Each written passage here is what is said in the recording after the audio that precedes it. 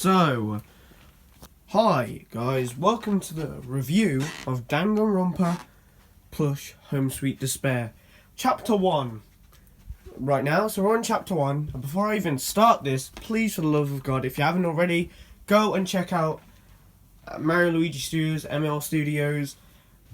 All you have to do to find this series is type in Danganronpa plush Home Sweet Despair, and please look at the series before you watch this video, because I'm spoiling basically all of the plot points of these chapters. So if you don't know what this is based on Danganronpa, like the other ones. But so talking about Chapter 1, what I realised that Chapter 1 is more. There's a lot of comedy in it, which is always great, but especially more than the other chapters in the series, which kind of makes sense. Chapter 1 is usually the comedy one. It's a bit more light-hearted than all the others. And yeah, so in Chapter 1, that's not also what I found. I also found that the people who have made this have definitely played or at least seen the games, because there's a lot of references to the games in it, and they're following the game formula, which is also where I will discuss the trial. Now, well, I'll discuss the trial a bit later in a different section, because I'm doing this how I'm watching this on something that I'm immediately getting my first results, because I want to be as precise as I can be. So the death here is Luigi, which makes sense because, spoilers, this is all spoilers by the way, in Danganronpa 1 and in all Danganronpa games, there's basically the thing with the Chapter 1 is always the person who is the victim is always somebody related to the main character. Obviously, Mario's the main character in this one, so of course it would be Luigi. So yeah, so that's the kind of thing that I've picked up by Chapter 1 so far. Also, the characters are very humour, you know. Every character was great. Who did I like the most? I liked Bowser. He was really funny. Reading a Garfield comic in the middle of an investigation. And I really like all the characters in this, except a few of them, like Peach and Daisy. They're not really, you know, as in it as other characters are, but you know, they haven't shown much personality. At the end of the investigation of Chapter 1, Peach did show a bit of personality, you know, we have time. And who am I suspicious of? Well, I'm not for the killer, I mean for the mastermind. Dr. Mario definitely has to, like, be at least a traitor, right? There's gotta be something like he's a traitor or something like that, because I find it really interesting how Mario and Dr. Mario exist in this series. Like, are they related? Are they two people that are not related? They just look extremely similar. Because, like, Mario and Dr. Mario, they're just cool with it. They're like, oh yeah, let's roll with this. And Dr. Mario's also kind of, if you've ever played Danganronpa 2, also mad spoilers of everything in this, Mikan, a character in that, also did an autopsy, which, if you didn't know, is examining somebody's body after they've died, which Dr. Mario's also carrying out that role. So that's quite interesting. If we see anything else, that might be a case point in any of the chapters. But yeah, so I'm going to watch the trial right now, and I'll get back to you. Well, in the video will be a seamless transition. Well, not seamless, but you get the point. Okay, I'm going to go watch the trial and hang out a while. Yeah. Hey. Hi. Before I start talking about the trial, I've got a few things that I didn't mention before that are actually quite important. First off, Toad died. Toad was the first death. He got killed by Monokuma by refusing, I think it was refusing to participate. And also, second thing, that is that the first motive is a new room called Bedroom 2, which is very important to the case, and also a knife in Bedroom 2, which is also extremely important to the class trial. So anyway, let's get into the class trial. Well, I've just watched Trial 1, and what I can say about it, it was actually a really good trial, especially for the first trial in the series. There was a lot of good points, a lot of debates. There was I liked the Hangman's Gambit part. I thought that was pretty interesting, because I've not seen anyone even like put that in the series, even as it was like a little comedy bit. And yeah, the blackened was Donkey Kong, which I found was actually quite, surprising. There was a lot of good points, and I like how they used the motives. Like how they used, it was basically based off the room. I do like that, how trials sometimes have they're based on a certain room, like a new room that has been discovered.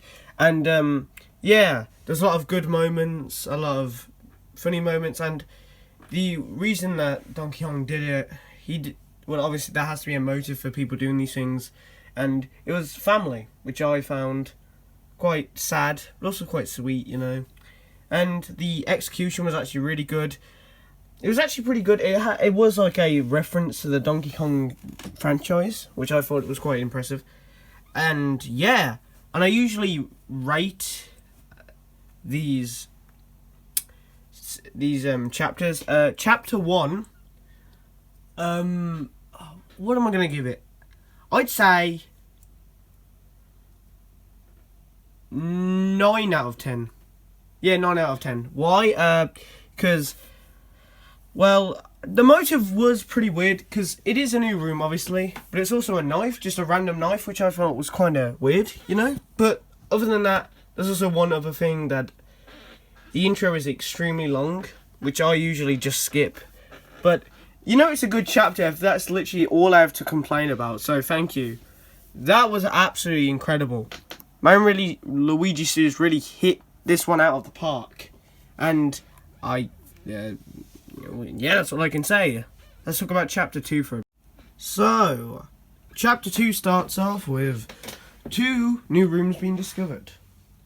Bathroom 2 and bedroom 3. And we also find out the motive, which this time is a item block that gives you 10 times of power. So, for instance, Bowser will get 10 times as fire, 10 times as strength. And Toad's voice will become 10 times more annoying. Yes, so that's how it starts off. That is the motive, which is incredibly interesting. Hey, here's also another interesting thing about Chapter 2. In it, we actually get a fight between Sonic and Bowser, which is quite interesting. There's a lot of fights usually in Danganronpa, but this is the first one, which is quite interesting, between Sonic and Bowser. They have a little disagreement. Obviously, Bowser still doesn't care about anything, man. He's been all jerk to Mario, and obviously Sonic's kind of backing him up, because, Sonic's just like, he's a fighter. He fights for, freedom.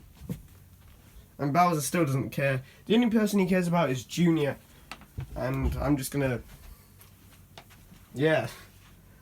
So, that's quite interesting as well. Wow. And then we have a fake out by Dr. Mario, which, of course, there's going to be a goddamn fake out. I generally believed he died for a second, and poop. Are you serious, man? Oh, God. Well, I guess Chapter 2 seems awesome at this point. It seems like a really good chapter, okay? And, well, now an actual body has been discovered. Sonic's body. This is quite upsetting, to be honest. I really did like Sonic in this series, but also quite interesting. Well, and now I want to go on to, there was the investigation, which was incredible. It was actually pretty good. It actually was better than Chapter 1's, because it felt a bit more, it felt like more lively, I guess. It was more interesting, because there were a lot of different places, and it was more interesting in general, I guess you could say. Then we had the trial, and in the trial there was a lot. It was really good. There was also another Hangman's Gambit, where we had, I can't remember the name of the character, but a character from a different series in a few different videos, which I thought was pretty cool. Then, in the trial, there was a lot of good moments between all the characters. It felt much more complete than Chapter 1's trial, I guess you could say. It was more complex, which is always appreciated. Then we found out that Kamek was the killer, and Kamek only did it because he wanted to rule over, and he wanted to leave all these people behind and rule over the Mushroom Kingdom, which is a little. I don't feel sad for Kamek. Also, the execution was absolutely excellent. It was really good, and my rating for this: if Chapter 1 was a 9 out of 10, this is a 10 out of 10. Chapter 2 is a 10 out of 10. It's actually a really good chapter. I really suggest that anyone watching this goes watch the chapter.